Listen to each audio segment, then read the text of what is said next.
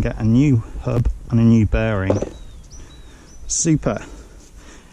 So I'll put this back together in parts 2. And now I'm going to go through how to put it all back together again. So first thing you're probably going to want to do is put on a fresh pair of gloves.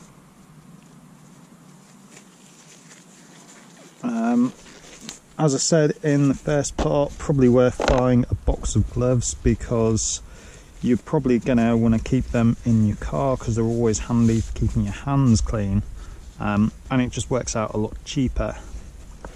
Okay, so having actually gone through and examined these bearings, they're actually in pretty good condition, so I think they're going to be okay to reuse.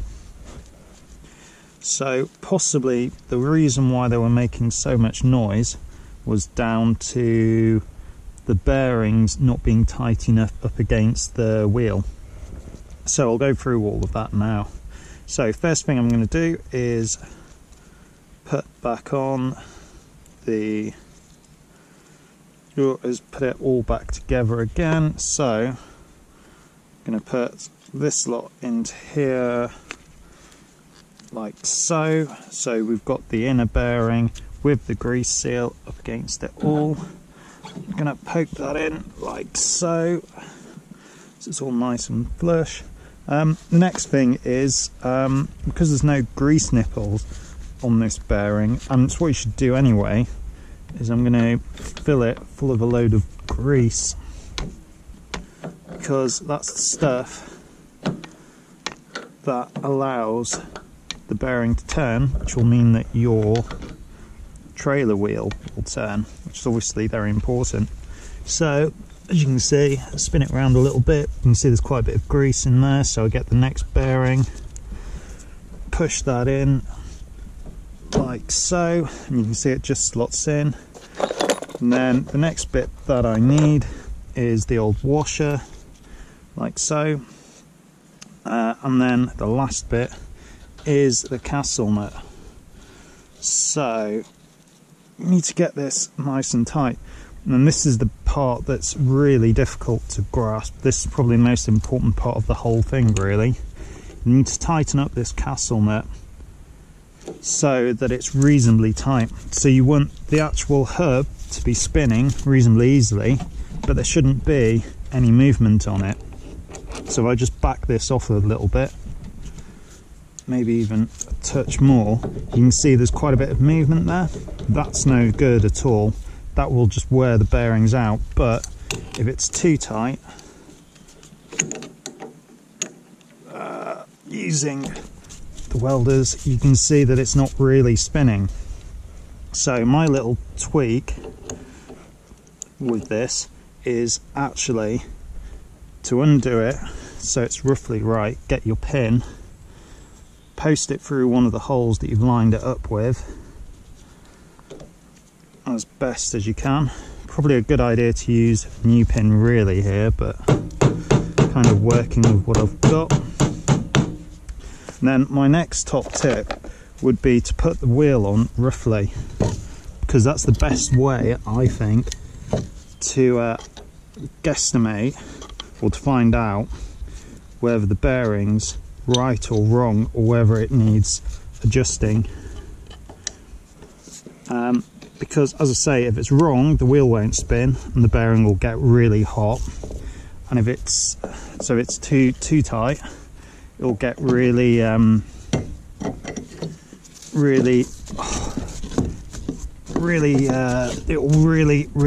the bearings because the wheel won't spin. And if it's too loose, then the bearings will just explode. So you want this reasonably tight. As you can see, this is taking quite a while to do. So I'll just carry on tightening that up a little bit.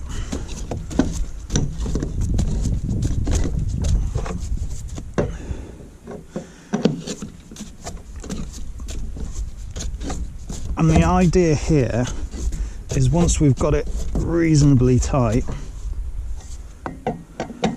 like so.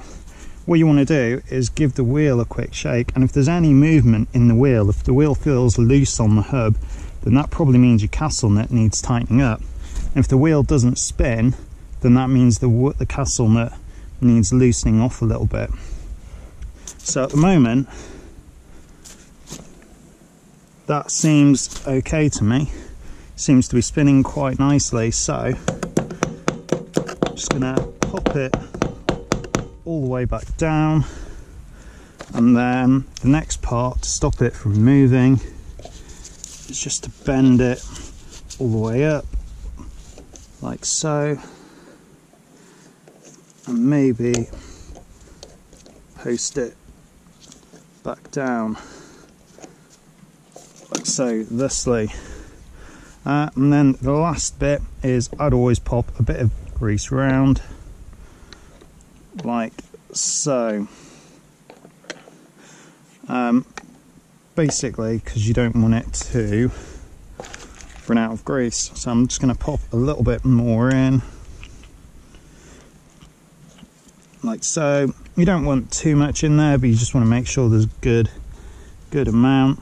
Remove that little bit of grass, and then you want to get the dust cap like I've done and just give it a good bosh on. Importantly, if there's any excess grease here, you want to just get rid of that, because if you don't, when your wheel spins, your hub and possibly your boat will get covered in grease, which is no good, is it really? Okay, last bit, what I would always do anyway, is to put the actual wheel on. As you can see, it took quite a while to do, and one of the reasons for that is because it's an old hub. So what I'm going to do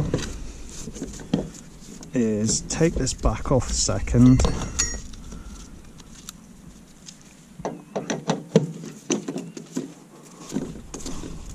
which won't take me too long to do. He says these things always take longer than you think.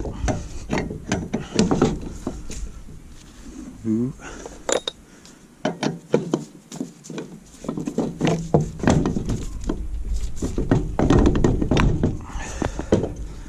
Unfortunately, there's no easy way of speeding these up. I think mechanics would generally have a gun a bit like the Formula 1 teams do for undoing wheel nuts and doing them back up again, because it does take a little bit of time.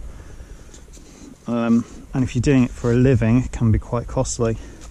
So what I'm going to do is put the wheel nuts back on, but with just a little bit of grease in. So it should be just enough. Always remember to put it with the valve on the outside, because otherwise you can't put any pressure in them. And then just tighten it up again. And so the great thing about doing this with a little bit is that it will just mean when you come to take it off again, it won't be such a struggle to do, which is the last thing you want to have when you're stuck at the side of a motorway trying to sort all of this out. You want it nice and easy to do. Ideally, you want to do this all in advance so that you don't have that problem, really, because if you do stuff in advance like this, it makes your life a lot easier. As I say, it only needs to be a fraction of grease. This is not something I'd necessarily recommend doing on if you were replacing the whole hub on the new trailer, but on an old one it does seem to make life a little bit easier. Right, there we go. So now I've just got to do them up.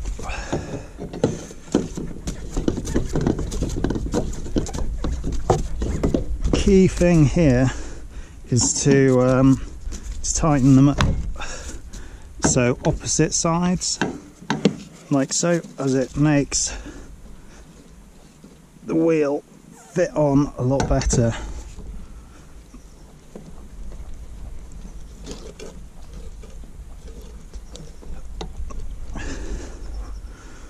And then, with a bit of luck, we should be getting closer there to getting this all ready to go.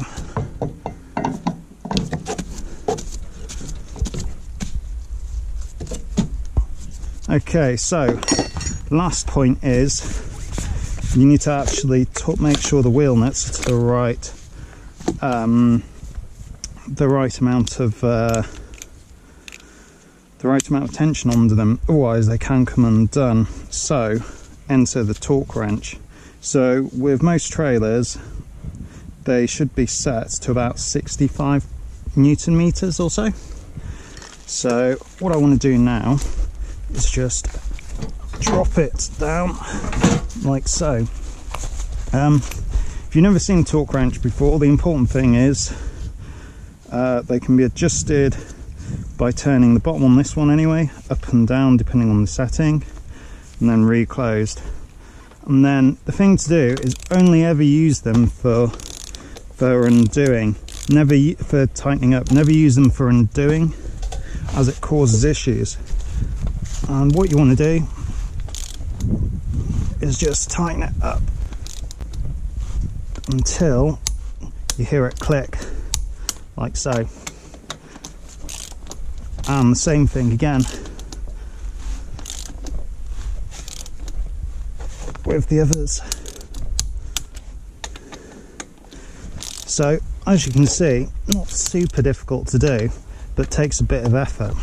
Probably worth doing in the dinghy park over a weekend before you go into a sailing event, not actually on the side of a motorway. So that's it really, that's the wheel bearing changed.